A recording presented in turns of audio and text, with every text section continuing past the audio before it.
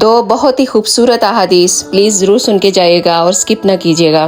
آپ صلی اللہ علیہ وآلہ وسلم نے ارشاد فرمایا، 3 قسم کے لوگ ہیں اللہ تعالیٰ ان کی دعا کو کبھی بھی رد نہیں کرتا، ایک مظلوم، دوسرا عادل حکمران، اور تیسرا اللہ کا بہت زیادہ ذکر کرنے والا۔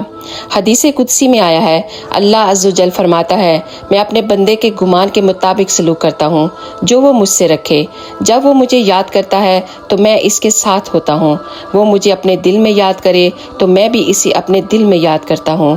اگر وہ مجھے کسی مجلس میں یاد کرے تو میں بھی اسے بہترین فرشتوں کی مجلس میں یاد کرتا ہوں۔